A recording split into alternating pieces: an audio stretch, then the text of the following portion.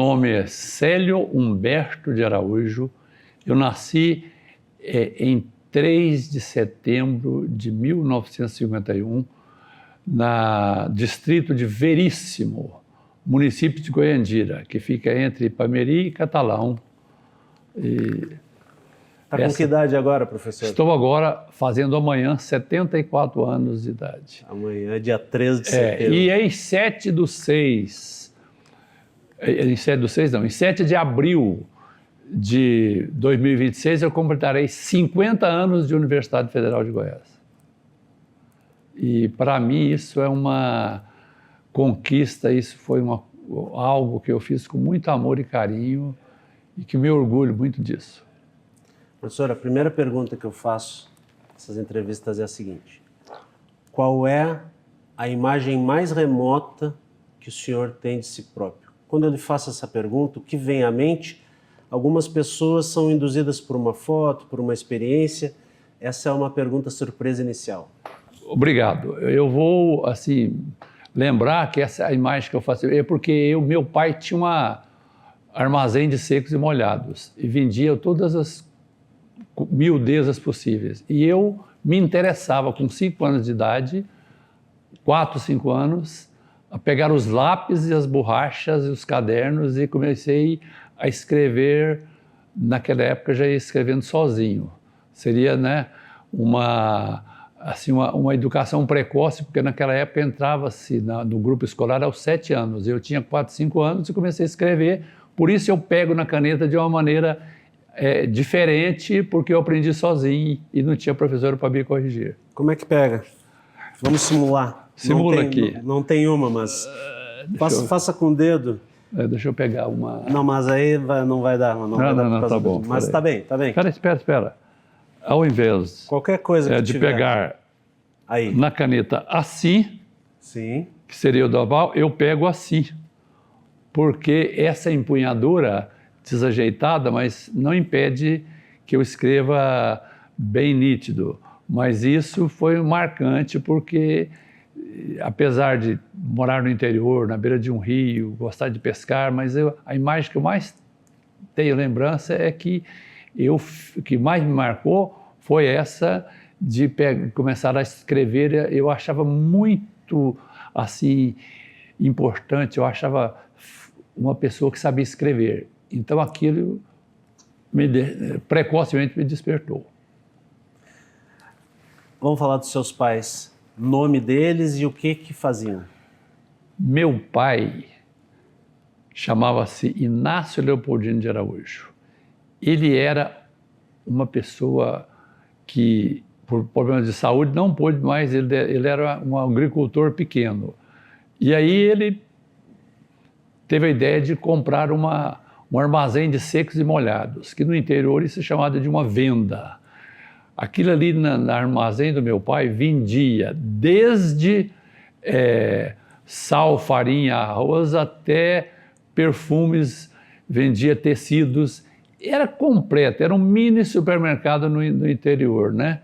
Então meu pai era um comerciantezinho pequeno e fazia aquilo com muita devoção, tinha muita amizade, ele era um servidor dos seus clientes. E minha mãe, eu achei muito boa essa pergunta para falar dos pais. Minha mãe é uma pessoa que nasceu fora da época, porque minha mãe tinha uma sensibilidade extraordinária. Minha mãe aprendeu as primeiras letras em 5 volumes de uma coleção chamada Felisberto Carvalho, que era um autor que ensinava as pessoas a estudarem sozinhas. Então tinha 1, 2, 3, 4 e 5 livros. A minha mãe devorou os 5 e aprendeu sozinha, nunca foi à escola. E quem conversava com a minha mãe, naquela época, perguntava: sua mãe fez curso normal? Ela era uma normalista? Não, ela era uma autodidata, porque ela aprendeu sozinha. E tinha uma rara sensibilidade. Para você ver a sensibilidade da minha mãe, ela dizia: vocês não vão ficar aqui nesse... vocês todos vão estudar. O futuro de quem nasce aqui de condição financeira baixa, que não é fazendeiro, é só estudar. Vocês vão estudar. e ela que nos encaminhou para a escola. E para você ter ideia da sensibilidade da minha mãe, que ela era fora da época, minha mãe tinha um rádio lá, a pilha, e minha mãe me colocava no colo e sentava às 17 horas na Rádio Nacional do Rio de Janeiro. Ela escutava as valsas de Strauss. Então minha mãe já me inculcou o gosto pela música clássica aos 5 anos. Agora, como minha mãe sabia dessas coisas, ela falava assim, essa valsa Danúbio Azul foi feita às margens de um rio. Ele compôs essa música porque era um local muito bonito. Tal. Então, até hoje eu ouço Danúbio Azul, a primeira pessoa que eu me lembro é de minha mãe. Como é que foi o seu início escolar? Já impunha o lápis, enfim, daquela maneira? E quando que começou a escola? Pois é, naquela época não podia entrar na escola, era uma lei, 7 anos de idade era a idade mínima. E eu, então, 4, 5 anos eu já comecei a escrever. Quando eu entrei na escola, já nunca mais abandonei o hábito de empunhar a caneta errado, e eu já sabia escrever meu nome, escrevia, fazia algumas contas. É claro que ainda de uma maneira bem assim, principiante, mas esse contato com a escola, a primeira professora minha, que começou em casa, era a professora vamos dizer assim, do pré, foi minha irmã, né, Carmélia de Fátima Araújo, que me ensinou as primeiras letras, porque já começou em casa e na escola. Mas eu fiquei só 1 ano com ela. Depois tive, no outro ano em diante, uma professora extraordinária, chamada Joana Assunção de Oliveira, que tinha a caligrafia mais espetacular que eu conheci em minha vida. E essa professora, o meu pai chegou nela e disse assim, olha, não sei se esses meninos vão ter condição de estudar. Você ponha ele para aprender as 4 operações e para aprender a conjugar todos os verbos. Então, quando eu terminei o 4º ano primário, eu só sabia as 4 operações e sabia conjugar verbos, coisa que às vezes hoje o pessoal do primeiro, do segundo grau não sabe. Quantos irmãos o senhor tem? Nós éramos 6 irmãos, eu era o penúltimo, eu fui o penúltimo dos irmãos e todos os meus irmãos, infelizmente, já faleceram, inclusive meu irmão mais novo do que eu, 10 anos, que faleceu já há alguns anos atrás. Eu sou o único sobrevivente da família. Tem muitos sobrinhos, eles me reverenciam. Todo ano eu vou para Goiandira celebrar o Natal, eles fazem questão, a família, porque eu sou o único vivo do clã, né? Do clã inicial. O que faziam seus irmãos? Qual era a ocupação deles? Interessante. As minhas 2 irmãs, uma era uma costureira, Carmelinda de Fátima Araújo, Carmelinda de Araújo. A Carmélia foi professora primária. O meu irmão mais velho, então em ordem decrescente, Sebastião Carlos, que todo mundo chamava de Carlito, era um contador, ele fez contabilidade.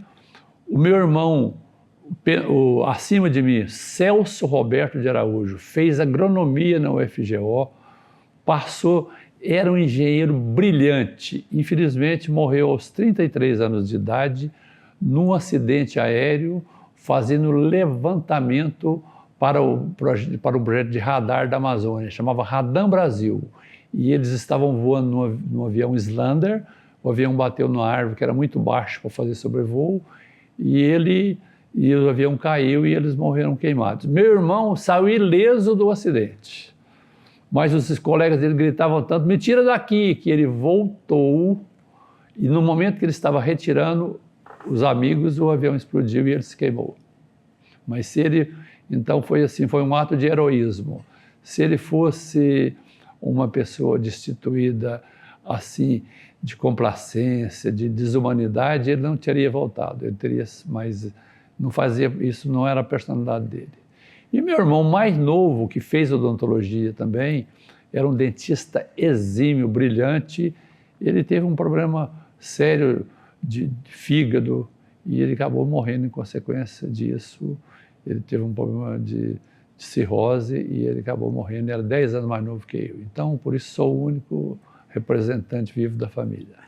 Da sua época lá no interior de Goiás para vir para Goiânia, gostaria que o senhor falasse dessa história, mas antes a gente poder evocar aqui as suas lembranças sobre alguma brincadeira de infância, além do desenho, e se lembra de algum coleguinha da sua época de infância e uma comida. Ah, comida. Criança tem um paladar singular. Pablo, antes de responder, eu gostaria de parabenizar você pela sagacidade dos temas que você escolhe, das pinçagens que você faz para conectar isso. Eu tenho memória, graças a Deus, que também puxei da minha mãe, né? Tenho uma memória muito boa, minha mãe tinha uma memória prodigiosa e eu puxei isso dela.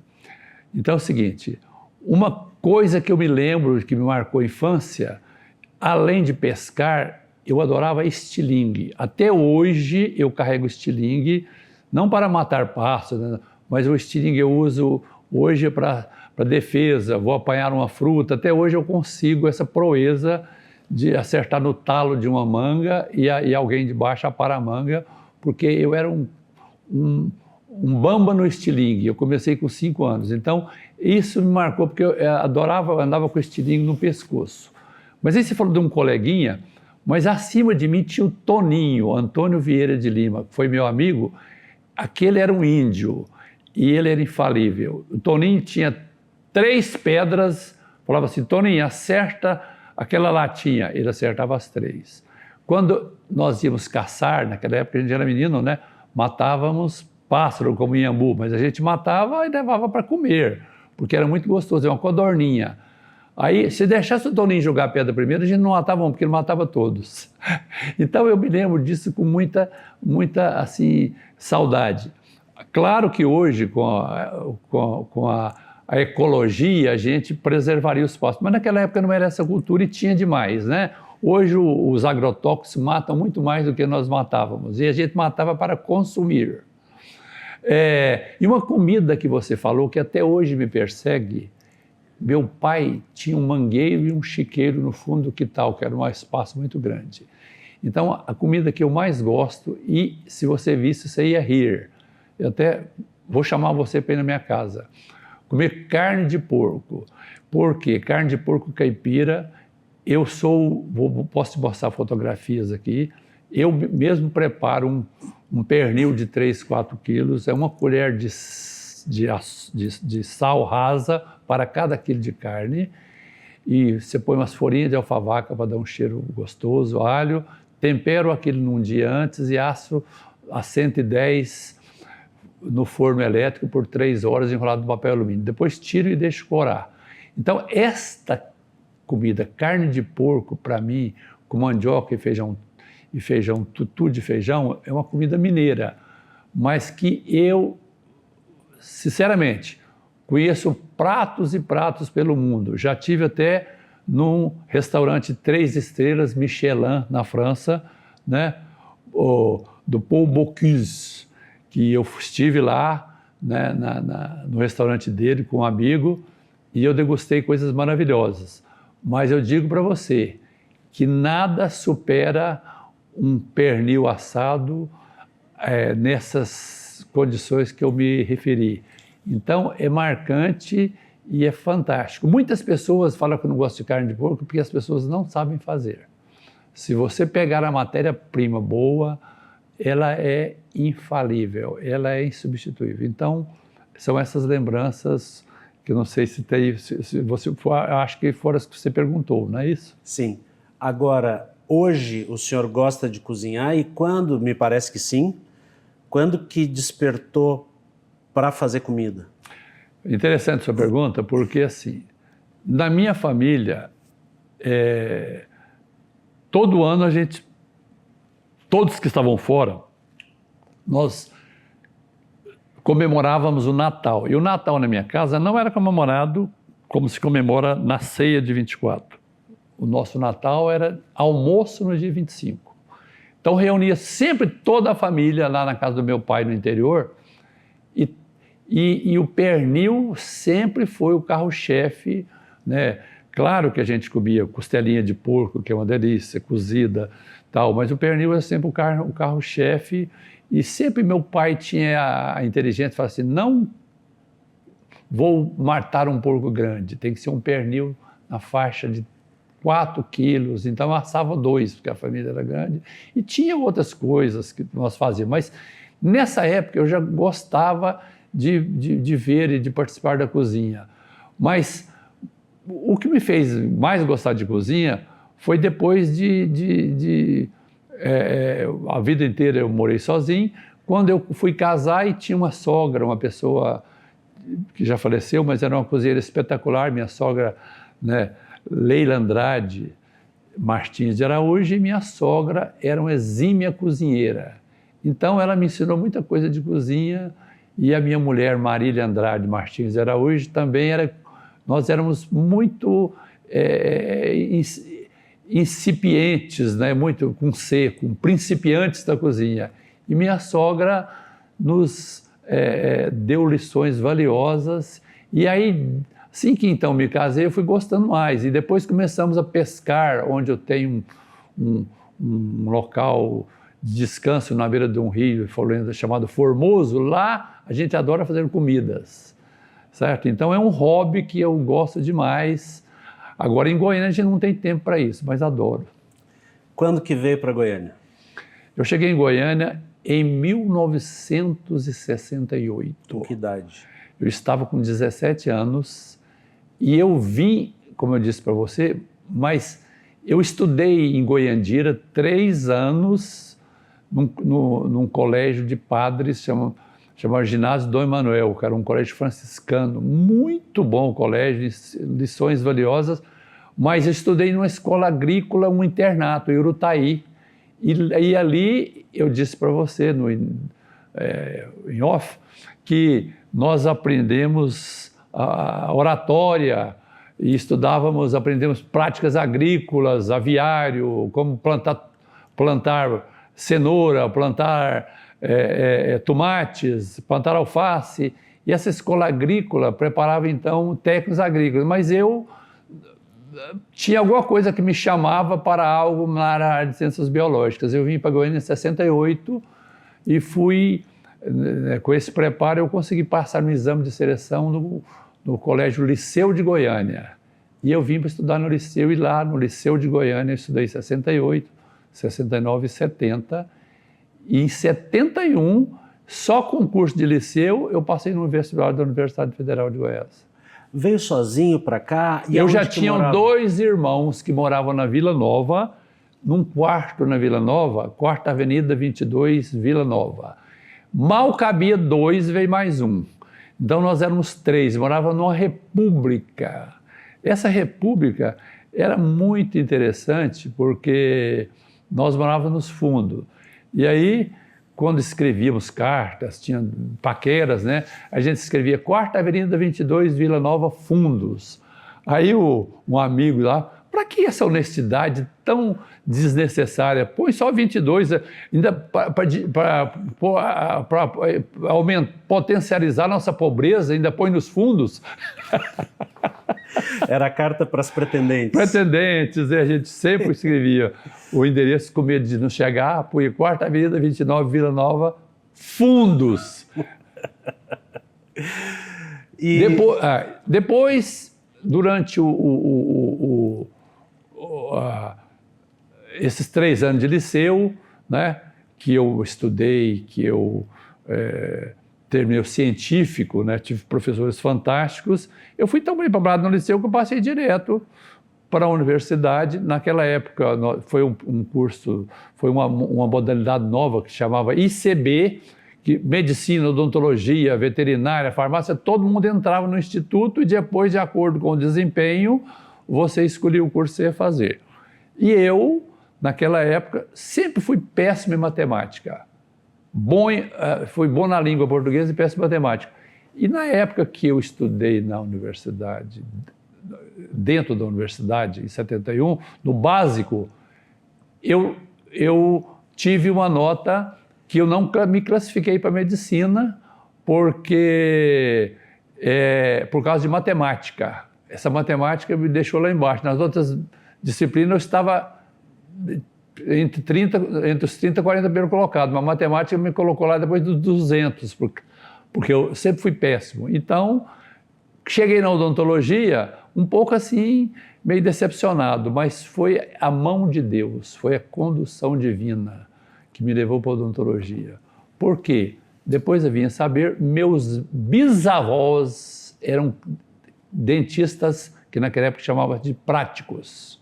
Então, a arte, minha mãe chamava já arte dentária, que seu avô, ela falava, seu avô, seu bisavô e seu avô praticava arte dentária. Então, olha bem, está no meu sangue, está na genética, é uma coisa divina que eu vim para a odontologia, porque já, na minha família já tinham 2 práticos e que eu não sabia na época.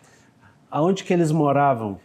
Eles moravam no Triângulo Mineiro, em Amanhece, Araguari, e eles eram, os meus bisavós andavam às vezes no lombo de animal com uma maleta com os buticões e com o material de fazer dentaduras, que era arte dentária. Então você vê que muito antes de eu nascer, a minha família já era pertencia. E eu sou professor de prótese dentária e sou assim um aficionado em prótese, que tem 50 anos e 51 anos que eu estou trabalhando com prótese. Professor, gostaria que o senhor falasse a respeito do seu curso de oratória. Que idade o senhor tinha? E, por favor, me dê detalhes de como era a dinâmica. Impressionante. Sua pergunta é muito oportuna e para você ver o que era um ensino assim, era preocupado com o desempenho de um indivíduo diplomado. Porque você tem um diploma de curso médio, você não sabe se você iria fazer uma universidade. Então, tinha um promotor chamado Onero Evangelista da Rocha, que era o professor de português. E o diretor da escola chamava José Ludovico dos Reis, que era parente dos Ludovicos aqui, e ele era engenheiro agrônomo e diretor do interior. Então, ele falava que esse tanto de jovens aqui no interior, vocês precisam aprender a se expressarem, né? Vocês precisam aprender a se expressar. Vocês precisam dominar a língua portuguesa. E o professor Onero, então, teve essa ideia de sentavam todos na sala de aula e tinha um pequeno palco e o indivíduo chegava lá e ele escolhia o tema na hora. Fale sobre a Segunda Guerra Mundial. Ah, mas não sei. Se você não souber, você vai preparar para a próxima vez. Aí mandava. Agora fale sobre agricultura, fale sobre plantar roça. Aí a pessoa já sabia e falava aqui. Então, aí ele falava, tinha indivíduo que ficava suado, outro que chorava, outro ficava vermelho. Nós tínhamos nessa época, você perguntou a idade, olha bem a idade que a gente estava, era de 14 a 16 anos. Né? Então, todo mundo nessa idade. Então, olha a importância disso para a vida futura. E aí fomos aprendendo, né? Eu me lembro que, na época, ele falou assim para mim, fale sobre o grão de areia. Aquilo, para mim, foi uma coisa tão estupefata. Falei, professor, eu não tenho condições de falar sobre isso porque fui criado na beira de rio, mas então você vai se preparar para a próxima vez. Na próxima vez eu estudei o grão de areia. Aí eu vi que ele queria muito mais fazer uma avaliação física, mas ele queria muito mais fazer uma metáfora, que naquela época eu sabia o que é isso, mas fui ver porque o grão de areia, por ser algo tão pequeno, tão minúsculo, você tem, né, tão minúsculo, e quando se junta tanta areia, no deserto, lá no Saara, faz tempestade, né? A areia até hoje é imprescindível, a areia tem coesão, a areia é perigosa, a areia é reconfortante, a areia está nas nossas praias, a areia é para lazer, para deleite, né? Então, para você ver o alcance daquela coisa, numa época que nós não conhecíamos, foi despertado por um professor muito sábio e sagaz. Nessa época do liceu, como é que era a sua rotina? Lá da Rua 22 Fundos. Isso, interessante. Quarta Avenida 22 Fundos. Como é que Eu se ia deslocava? exclusivamente a pé para o liceu. Dava mais ou menos 2 quilômetros. Era coisa simples, levantava cedo, porém tinha um complicador quando chovia. E aí eu tinha 2 uniformes. Então é assim, se molhasse, né, a gente ia para o liceu, arregaçava a calça até o joelho para não molhar, né? Tinha um negócio que põe no sapato, uma capa chamada galocha, que você vestia no sapato para não molhar o sapato todinho, porque é de sapato preto. Aí ia a pé, tomando chuva e com guarda-chuva, né? Molhava, pelo menos da cintura para baixo, molhava. Mas todos os dias. Agora, o terror para mim, eu quase tomei bomba no liceu, porque 2 vezes por semana tinha aula de educação física e tinha que chegar às 5h30 da manhã. E eu não conseguia acordar tão cedo. Aí depois que me ensinaram a colocar um despertador dentro de uma lata, foi o único jeito que eu acordei. Como é que era o despertador da época? Hoje é no celular. O despertador da época era um ponteiro, tic-tac, tic-tac, tic-tac, tic-tac, tic. E ele tem 2 perninhas, né? Tem uns que tem umas orelhinhas assim, parece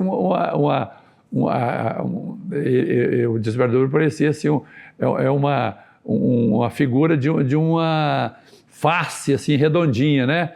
E aí você tinha, ele fazia aquele barulho, trim, trim, trim, mas quando você coloca aquilo dentro de uma lata, aquilo dava um agudo que não tem quem não acordasse. Aí me ensinaram isso, é o jeito que eu não tomei bomba na educação física, porque com aquele trim, trim, já aconteceu o caso do vizinho ir lá reclamar. Quem é esse cara que põe um tinido aqui 5 horas da manhã e acorda todo mundo lá em casa, o vizinho ao lado do quarto Avenida 22. Nesse período do liceu, o que era assim? Cumpriu as tarefas? O que era diversão? Interessante.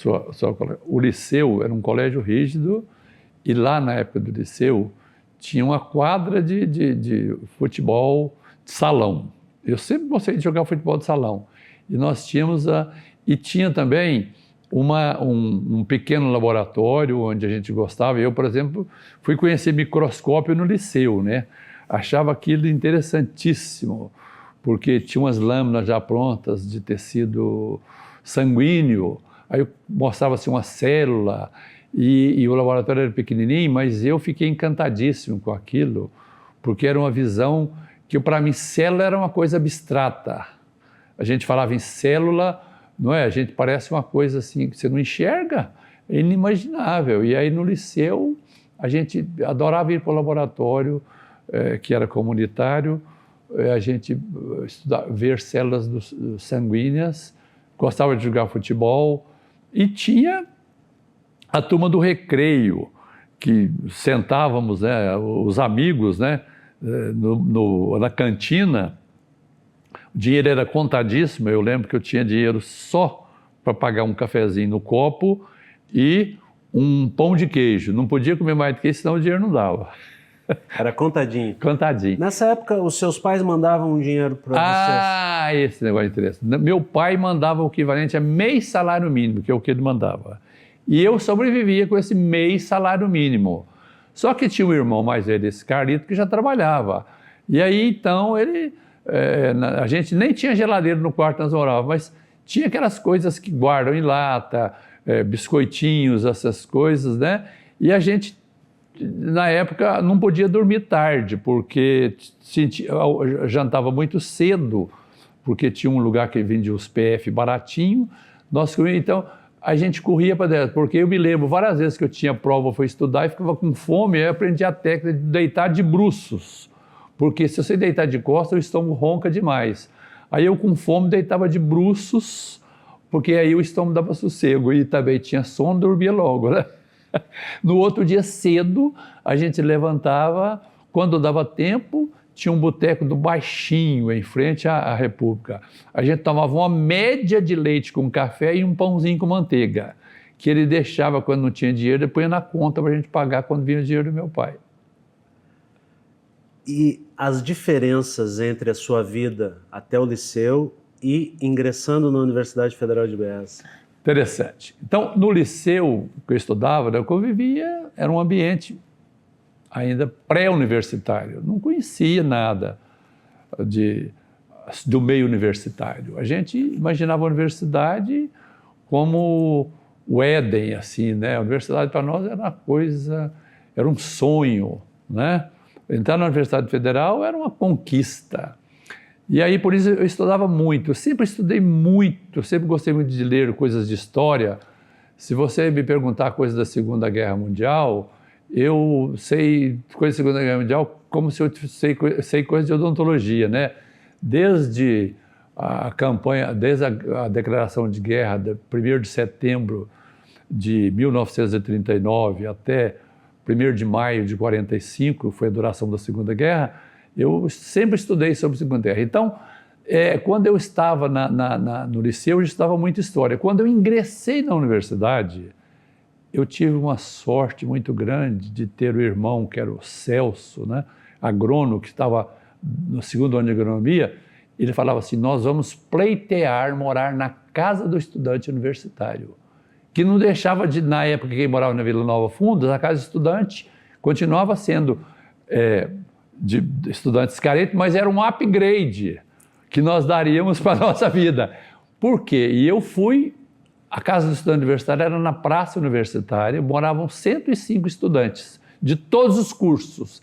Então aquela convivência foi muito salutar. Que ano foi isso? Isso foi de 1972 até 1975, porque em 71 eu passei na Universidade Federal, mas não consegui entrar na casa do estudante. Aí meu irmão falou: vamos morar na Vila Nova aqui, o ano 71, vamos lá na casa, conhecer o povo, fazer pedidos, porque era eleição. E aí a gente falava, alguém foi lá na nossa república ver onde nós morávamos, falou: esses caras precisam mesmo. E aí nós conseguimos, em 72, ingressar na casa, eu e meu irmão, que era agrônomo, estudante de agronomia, né? Ingressamos na casa dos estudantes universitários. E eu depois fui presidente da casa dos estudantes, que era o cargo mais alto e era uma votação. E eu gostava, adorei a casa do estudante, me ensinou muita coisa, aprendi com todos os estudantes de todas as áreas, convivia com todos, tenho amizades sólidas até hoje. Para você ter ideia, dois presidentes do Tribunal de Justiça do Estado de Goiás, Walter Lemos e Tanei Campos, são moradores da casa do estudante universitário e eles são muitos desembargadores, muitos médicos famosos, todo, né?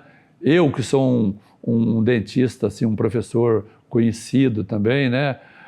Dentro da odontologia pelo tempo que eu milito, e foi uma honra, um prazer e uma satisfação morar na casa do estudante.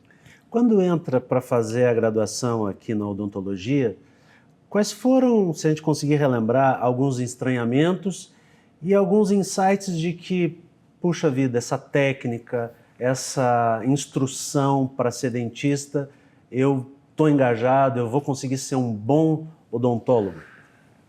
Olha, eu já elogiei, Pablo, a sua, né, perspicácia como entrevistador, e você nasceu para isso. Você tem né, você sabe entrar nos meandros e nas filigranas. Obrigado. Quando você entra na odontologia, a gente entra completamente desconhecido sobre as potencialidades e complexidades.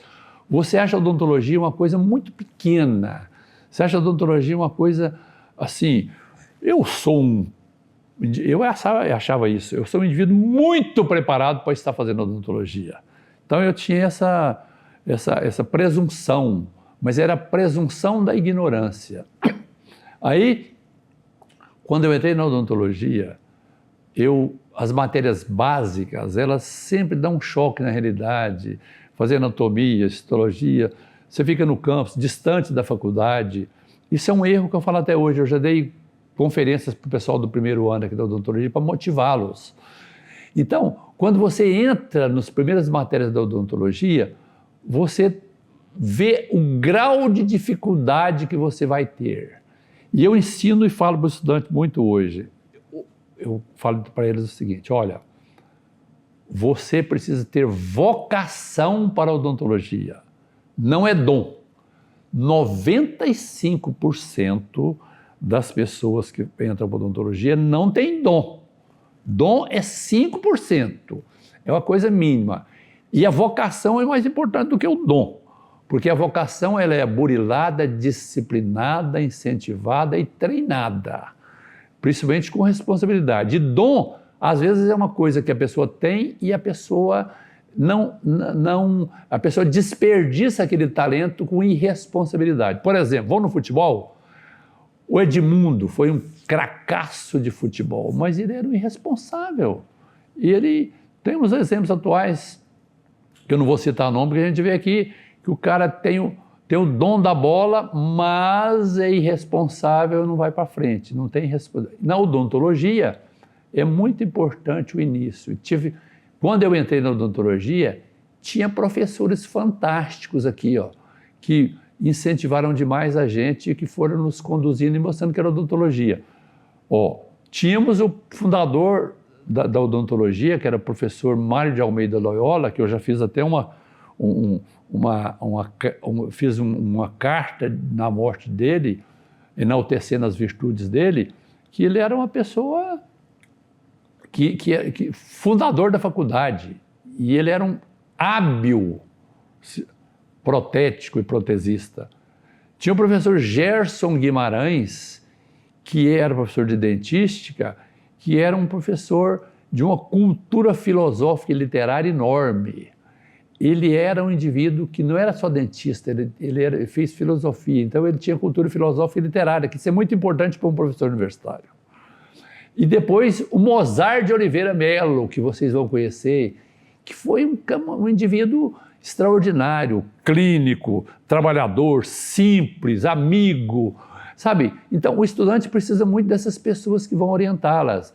E eu tive a sorte também de ter um companheiro que eu conheci jogando baralho e foi meu orientador aqui, o professor Luiz Hernani de Carvalho, que foi o meu guia, que foi o meu incentivador, que foi o meu pai adotivo aqui na odontologia. Esse professor Luiz Hernani foi fantástico. E aí teve muitos e muitos professores, né? Professor Célio Bisotto, que era também um fundador da faculdade. Esses professores, o Agostinho Geraldo Martins, professor o Wilson Barnabé, que era um grande cirurgião, esse pessoal todo, né, professor William Sebastião Taveira, todos eles eram pessoas extraordinárias, professor Amir Nassar, que era professor de patologia, são todos esses indivíduos, pessoas extraordinárias dentro da odontologia que ocuparam seu espaço. Então, voltando à sua pergunta, você precisa de mostrar isso para o estudante. E aí vem o que eu disse para você, aquela célebre frase, que eu acho, não sei se é o momento de citá-la. Por favor. Eu disse para o Pablo que o professor, né, de odontologia, o professor de uma universidade, ele não pode ter só cultura científica, ele tem que ter cultura filosófica e literária. E ele tem que estar muito preocupado com a aprendizagem. E aí, já morreu o Gilberto de Menstein, foi um grande jornalista, muitas coisas, ideias de esquerda dele eu não aprovava, mas eu vou louvar o que era bom nele, né? Vamos ser ecléticos. E ele dizia assim, ensinar é transmitir a vibração, o entusiasmo, sobretudo o encantamento. E aprender é sentir a emoção da descoberta. Gente, isso para mim resume tudo. Eu fui professor examinador de uma banca lá na Bahia, de uma banca examinador de concurso, porque os professores da casa eram suspeitos de partidarismo. E quando eu cheguei lá, os outros membros da banca eram doutores e eu era mestre. Aí, um indivíduo lá suspeitou que eu estava com alguma carta marcada e quis me podar no primeiro dia que foi apresentado à banca no auditório. Ele, além de ser assim, desconfiado, ele foi indelicado. Ele disse assim, a professora Dalva de São Paulo é doutora, o professor fulano de Bauru é doutor. Agora, esse professor Célio Humberto, eu nunca vi nada escrito, nem nunca vi trabalho dele publicado. Aí eu pedi a palavra.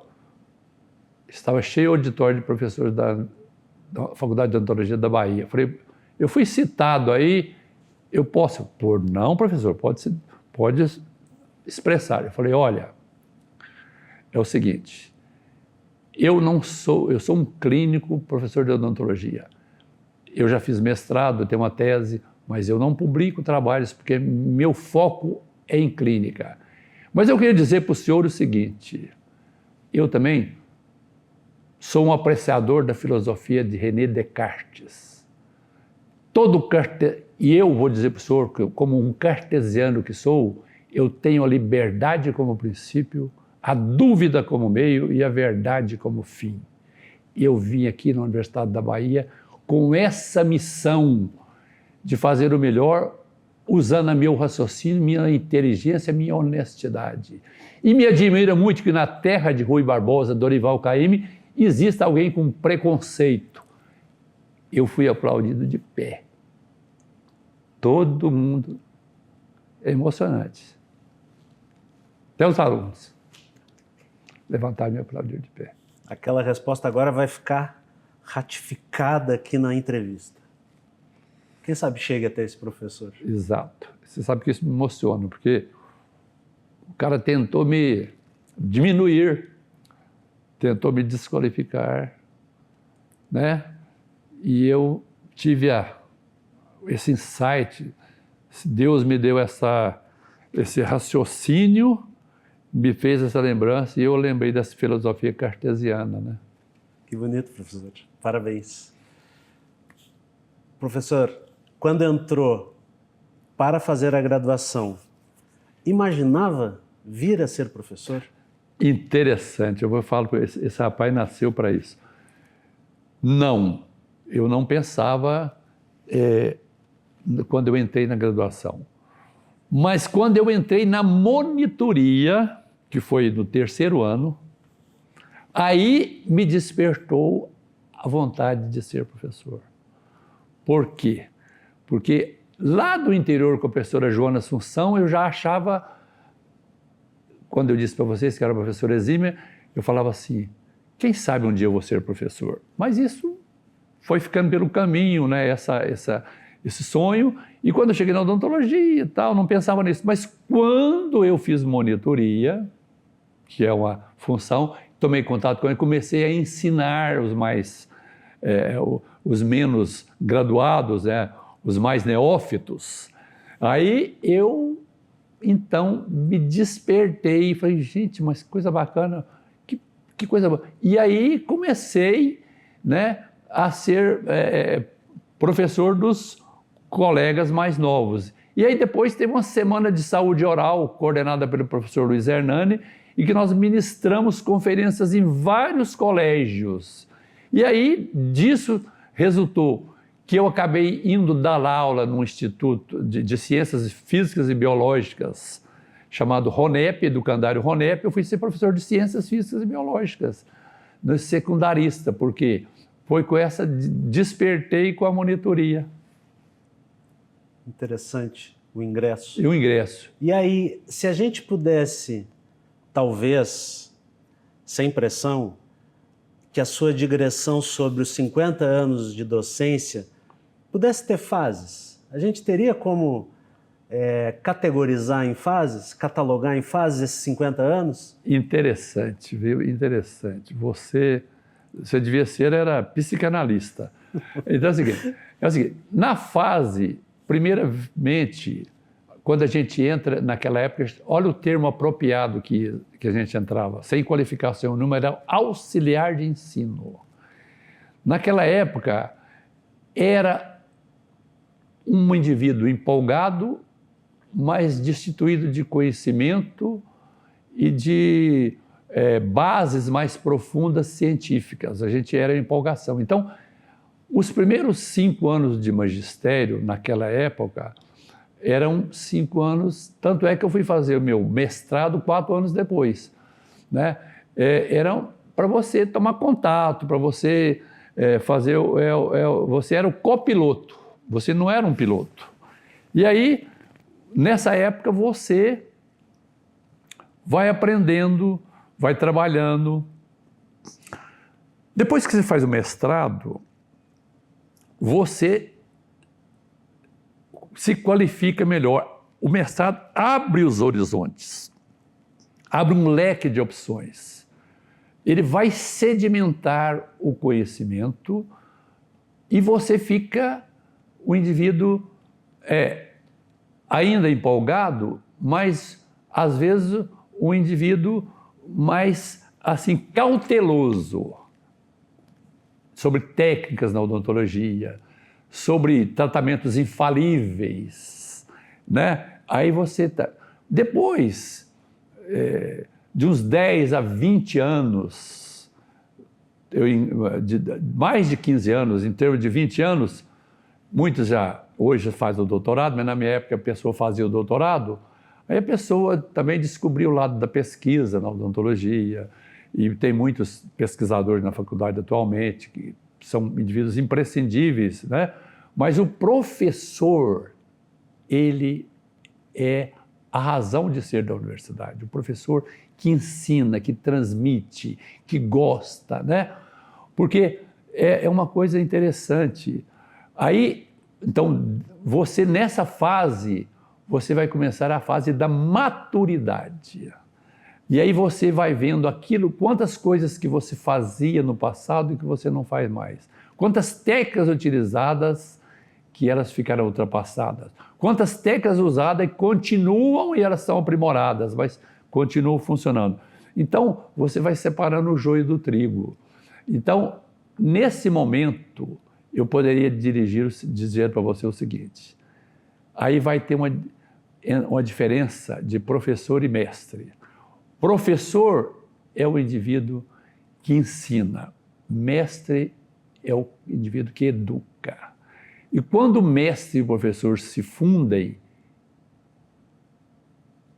forma-se vamos dizer assim, forma-se um filósofo da profissão, né? Você entra numa escola filosófica profissional, então você é um cirurgião dentista já filosoficamente amadurecido, treinado e imprescindível para uma faculdade. Mas é muito importante que você precisa e saiba transmitir esse conhecimento. Agora, chegando na letra fria das ementas, quais as disciplinas que o senhor fez a regência e se os seus métodos de ensino mudaram muito nesses 50 anos? Era um professor bonzinho? Era um professor exigente? Exatamente. Isso aí é outra coisa sábia que você perguntou. Quando a gente entra, a gente quer muito regime militar, assim. Eu não tenho nada contra o regime militar, porque o regime militar tem uma coisa muito importante, chama-se disciplina. Mas é porque, às vezes, a gente é muito inflexível, né?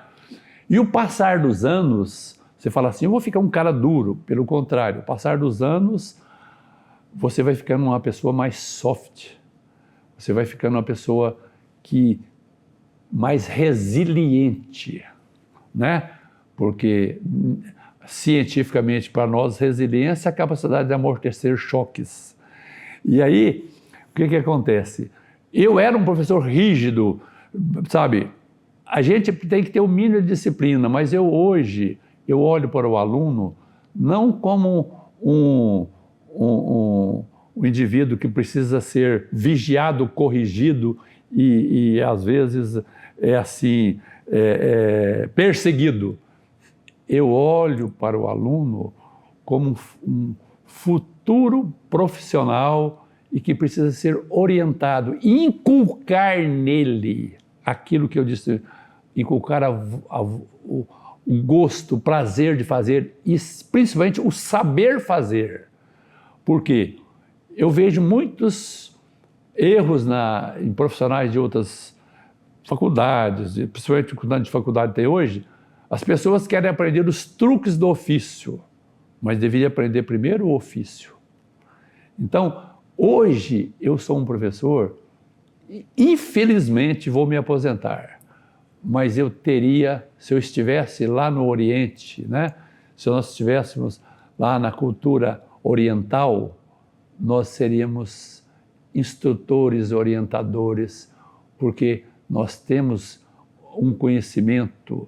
E aí, muitas técnicas que você falou, muitos ensinamentos que nós usamos no passado, às vezes, hoje a gente não faria, mas muitos foram só burilados e transformados. Hoje, por exemplo, com o advento da informática, a odontologia hoje tem vários consultórios que é uma odontologia digital, mas essa odontologia digital requer um investimento, um custo, e o profissional que sai formado, ele tem que sair formado para um profissional do Brasil.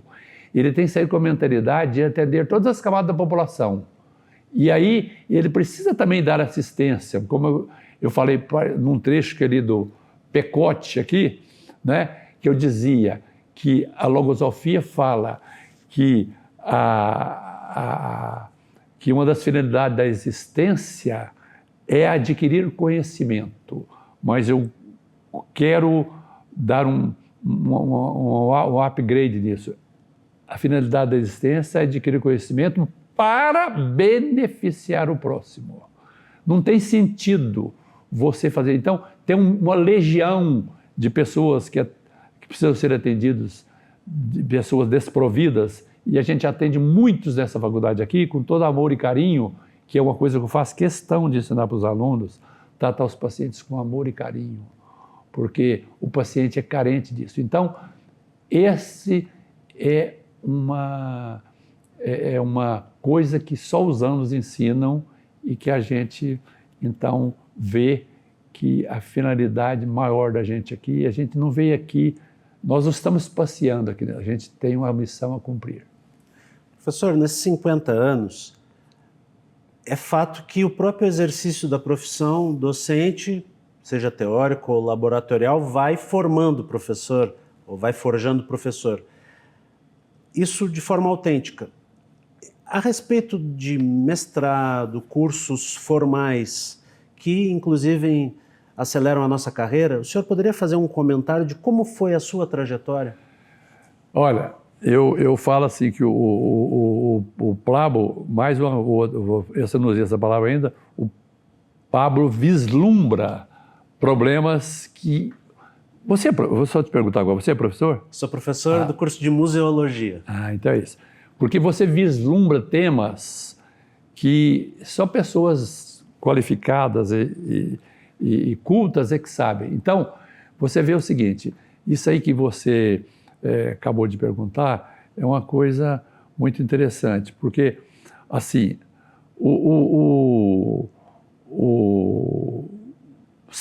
em 50 anos de profissão, você passa por várias fases, né?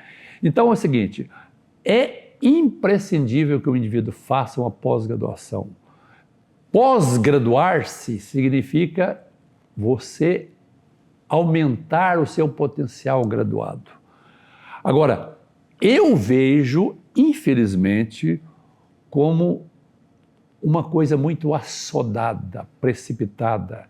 Esse sistema hoje que o aluno termina a graduação, vai para o mestrado, vai para o doutorado, em 5 anos o indivíduo já é um doutor, sendo que ele é um neófito na profissão. Ele é um dentista que não sabe nada de odontologia, nada. Ele vai ter que começar junto com os alunos da graduação do último ano. Ele sabe tanto, porque ele não exerce a profissão, ele não está trabalhando, porque esses cursos não tem jeito da pessoa exercer a profissão. Então, a odontologia requer prática, requer treino, precisa de talento? Precisa, mas requer faças uso e serás mestre. Você tem que fazer uso. Então, você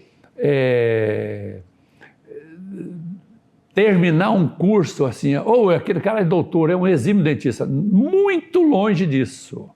Ele precisará de um treinamento Para ele ser um doutor, jus à sua qualificação, ele vai precisar de 10 a 15 anos para ele sedimentar aquilo que ele aprendeu e treinar o que ele não treinou.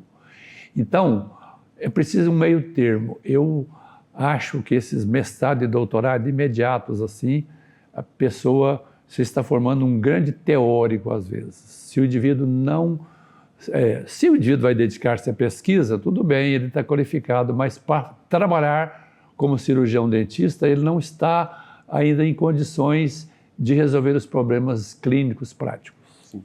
Essa possível triangulação entre ensino, que é a essência da universidade, a extensão e a pesquisa. Como é que o senhor vê? E tem o quadripé aí, que é o da gestão. O senhor foi presidente da Casa do Estudante e depois teve algum cargo? Faça um comentário sobre essa triangulação ou quadripé. Eu nunca tive cargos na faculdade como gestor. Eu me considero um indivíduo assim com pouca habilidade para isso, porque o administrador, ele precisa de ter formação, mas precisa de ter também um dom para isso. E que é muito importante, porque tem pessoas que nasceram para isso, né? Em muitos filmes de guerra, a gente vê que alguns indivíduos nasceram para serem comandantes, nasceram para ser comandantes. E outros só para ser soldados. Então, esse triângulo, quase um quadrilátero aí, né? Ensino, pesquisa e extensão. A extensão, ela é imprescindível, ela é muito humanitária, mas a extensão, às vezes, precisa ser melhor dimensionada, porque existem extensões aqui que tomam muito tempo do aluno e o aluno não leva muito proveito para quem está lá sendo estendido, entendeu? Então, eu gosto muito dessas extensões que têm atendimento prático, que tem tipo, por exemplo, nós já tivemos ação cívico-social, tipo a CISO, Projeto Rondon, essas eu participei. Eram extensões que levavam... Tinha pessoa lá na beira do rio que você extraiu o dente dela morrendo de dor, né, tal. Agora, dentro de uma capital, você precisa melhorar a extensão para ter atendimento. Se não tiver atendimento, assim, um atendimento operativo, que você faça ele, pelo menos, preventivo. É muito importante isso, mas é importante também pequenos atendimentos, né? A política, ela tem muitas, assim, brigas que prejudicam o ser humano. Por exemplo, o governo Ari Valadão, Dona Maria Valadão, teve um processo que chamava pró-jovem, pró-dente, pró-vida, pró-cerrado. Gente, aquele era um projeto fantástico que aquela senhora tinha, porque minha mulher trabalhou no Prodente, vários grupos escolares, ela ia como dentista e fazia trabalhos, restaurações, né, profilaxias, ajudava muito nesses projetos. E aí entrou outro governo, cancelou tudo isso, para que eu não vou continuar a iniciativa de outro, certo? Então, é preciso ensino, pesquisa, extensão, é preciso estar muito bem equilibrado, né?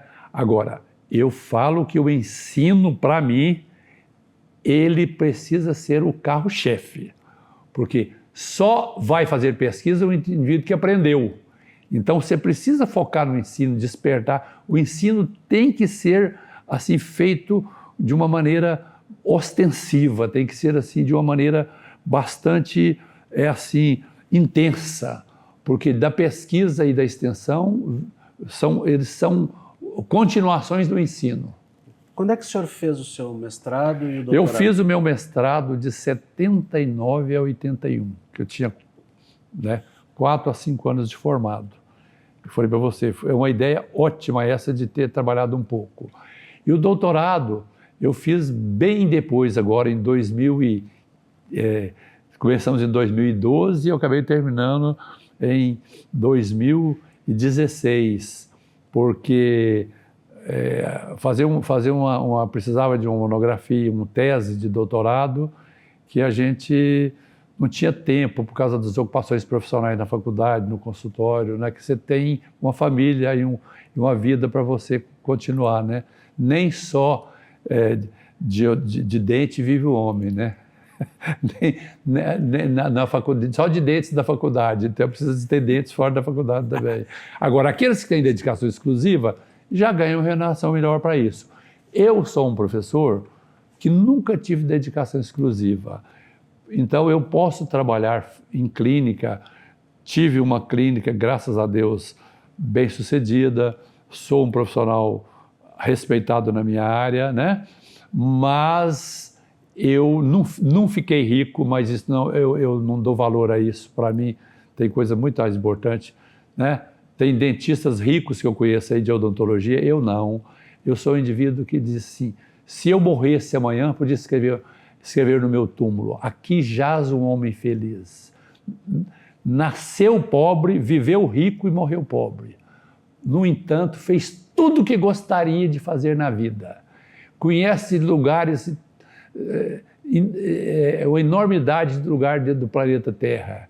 Já viajei para inúmeros países. Para mim, isso é uma riqueza. Desses países aí, vamos destacar um ou dois? Itália, para mim, tem uma célebre frase de um intelectual italiano. Na Itália, tem uma rede de restaurante da Itália que chama Vapiano, que em italiano significa vá devagar. Essa rede ela é muito interessante porque são comidas assim rápidas, massinhas, com camarão, tal coisa rápida, baratas e eficientes. E numa dessas redes, na Áustria, uma vez, na Áustria não, em Zurique, na Suíça, fui 2 ou 3 vezes esse Vapiano para almoçar, porque eu adoro a comida.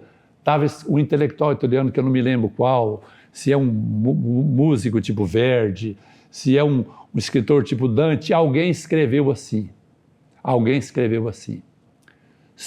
Todo mundo, né, tem essa briga por bairrismo. O Brasil é melhor, não, os Estados Unidos é melhor, não.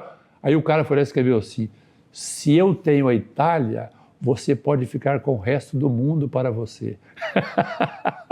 Eu acho isso formidável, porque mostra a Itália tudo. A Itália tem boa comida, né?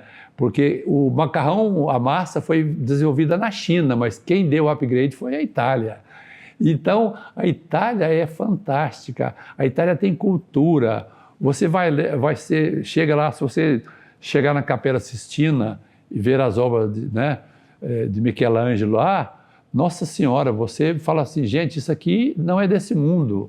Você vê a Mona Lisa lá, aí já está na França, né? Você vê a Mona Lisa lá no Museu Francês, né? Que você chega lá, né, no Louvre, e você vê a Mona Lisa, saber que Leonardo da Vinci pintou aquele 1540, né? É uma coisa impressionante. Professor, vamos falar um pouquinho da sua clínica como forma de entender o que é a contribuição em mexer na boca das pessoas e que tipo de repercussão isso dá no ser como um todo, né? Essa função mais social, técnica, mas social das pessoas.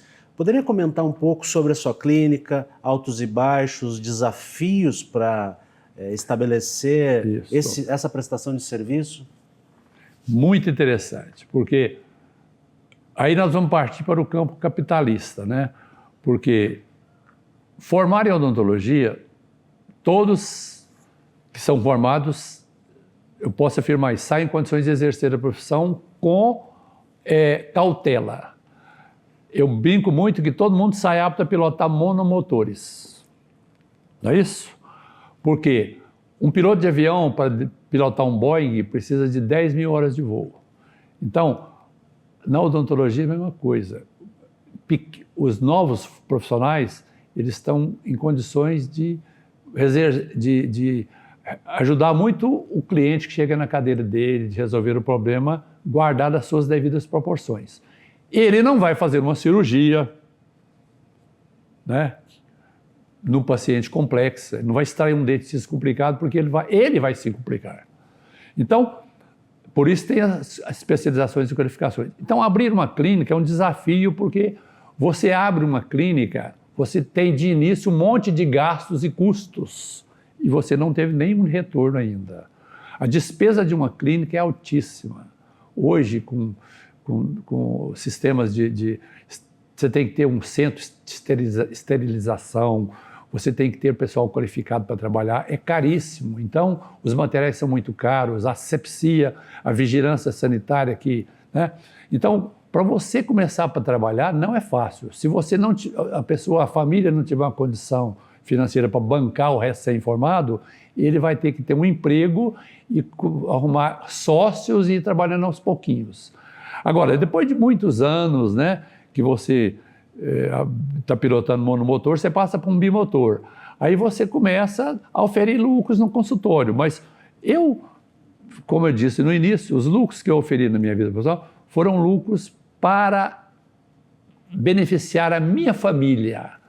Minhas filhas e minha mulher, todos nós viajamos pelo mundo inteiro, porque eu preferi, ao invés de deixar uma fazenda para elas, deixar cultura, conhecimento, né? Eu conheço colegas meus aqui que nunca pulou o Rio Paranaíba, e são fazendeiros, são ricos. Agora, cada um com a sua felicidade, cada um com a sua satisfação própria, né? Eu não me sinto bem nisso, eu gosto de ir à fazenda para passear, para pescar, mas eu não gostaria jamais de me dedicar a essa atividade. Então, quando você abre uma clínica, você começa a ter uma clientela, e para você granjear respeito profissional, precisa muitos anos. Porque é assim, não é que você tenha que ser infalível, mas as pessoas só lembram dos nossos acertos, não lembram dos nossos... Ninguém é muito compreensiva, uma pessoa não é muito compreensiva com nossos erros. Então, o profissional de odontologia tem que tomar muito cuidado,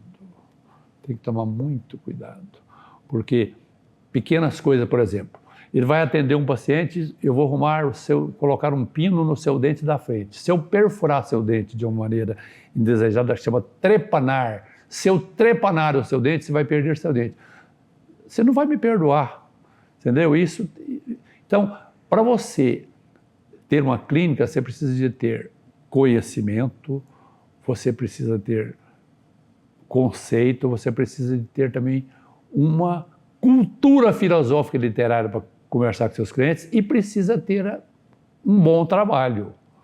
Agora, a odontologia é cara, mas o profissional não ganha muito se não trabalhar demais. Tem que ter muito trabalho na odontologia. Agora, existem as clínicas que são empresariais, tem as pessoas que nasceram para isso, fazem clínicas com finalidade lucrativa. Mas quem vai ter uma clínica particular tem que se contentar em ser um indivíduo assim, de pouca, vamos dizer assim, de pouca projeção numa sociedade, mas é muito importante o respeito que as pessoas têm. Eu já fui muito reverenciado, muito assim, vamos dizer assim, muito massageado, né, por muitos clientes que ficaram eternamente gratos. Agora, graças a Deus, tem uma ínfima minoria, né, que também não gosta, que você não vai agradar a todos, nem Jesus Cristo agradou a todos, você imagina você ter essa pretensão. Então, é um desafio, exercer a clínica não é fácil, precisa às vezes de empreendedorismo, é preciso, quem vai formar precisa interagir com os colegas para montar uma clínica, para dividir as despesas, e tem que ter uma clínica com aparência, com limpeza, e o mais importante, a pessoa precisa ter um bom caráter. O que faz conquistar a clientela, as pessoas valorizam muito a honestidade, valorizam muito o seu, né, essa conduta, porque tem muitos profissionais talentosos que são, infelizmente, desonestos. E aí, essa fama de desonestidade ela é horrível. Enquanto a fama de honestidade anda, a desonestidade voa. Então, você tem que procurar sempre fazer as coisas com amor, carinho e com honestidade. Eu vou sair para a aula daqui a pouco. Já vamos encerrando. Vamos falar do seu memorial? E se o senhor puder recitar um trecho dele? Olha, só vai ser em março de 2026, mas aqui a gente vai fazer. Isso. Eu falo que o memorial é uma coisa que você escreve sobre uma pessoa e sua passagem. Muito do que eu falei aqui está no memorial. E eu acho muito importante essa oportunidade, mas eu falo assim que uma pessoa, às vezes, não é que para ser respeitada, mas para alguém prestar atenção nela, ela tem que falar alguma coisa que eu vou deixar para o final, que é a Cora Coralina, que vai ser meu fecho. Tá bem. E aí, eu vou falar aqui agora que quando você fala alguma coisa, você tem que lançar a semente da curiosidade. Então, uma introdução é muito importante, um prólogo. E eu comecei meu memorial da seguinte maneira, com Vitor Hugo. Desejo que você, sendo jovem, não amadureça depressa demais, e que, sendo maduro, não insista em rejuvenescer, e que, sendo velho, não se dedique ao desespero. Porque cada idade tem o seu prazer e a sua dor, e é preciso deixar que elas escorram por entre nós. Vitor Hugo foi fantástico sobre isso, né? E aí eu falo muito aqui sobre esse memorial, que escrever um memorial remete-nos inevitavelmente a recordar lembranças há muito tempo arquivadas. É preciso tomar cuidado para levar essa digressão para o lado edificante de nossa história e não conduzi-la para a seara da amargura. É ruim, né? Eu procurei aqui, você viu que eu não tive amargura nenhuma vez aqui, eu só tenho alegrias. Então é bom lembrar aqui uma máxima da filósofa Hannah Arendt, quando ela assevera: algumas histórias merecem ser contadas com calma, método e abrangência, de modo a revelar das coisas o significado, sem o equívoco de defini-las. E aí, todo o comportamento do ser humano é permeado de situações agradáveis e momentos difíceis, onde temos que se tomar decisões que nos conduzirão ao longo da estrada da vida, né? Recordar esses momentos nos traz a oportunidade de pensar nossas escolhas e avaliar os caminhos por nós trilhados. Afinal, como diria Fernando Pessoa, tudo vale a pena quando a alma não é pequena. E também um momento de agradecer ao Pai Celestial por nos ter dado essa oportunidade tão generosa e tão extraordinária, né? E para finalizar, então, seria de bom alvitre salientar os ensinamentos logosóficos do Pecote, que eu falei aqui, para pautar a nossa conduta científica, quando ele diz: a finalidade da existência é a obtenção do conhecimento, e que eu complemento, lembrando que esse conhecimento é para beneficiar o próximo. E aí, para finalizar com você... Eu vou lhe pedir 3 perguntas antes, tá bom, da Cora. Desculpa lhe interromper. O senhor disse que vai se aposentar. Quando que vai se aposentar e precisa se preparar para se aposentar? Pelo meu suspiro você fala. Você sabe que eu completo 50 anos de magistério, né?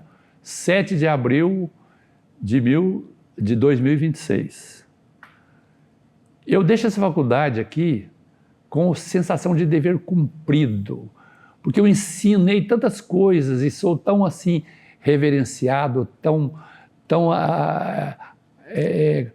aplaudido às vezes, e tão querido por alunos de todas as espécies, e todos os bilhetinhos, e todas as coisas, e todos os escritos.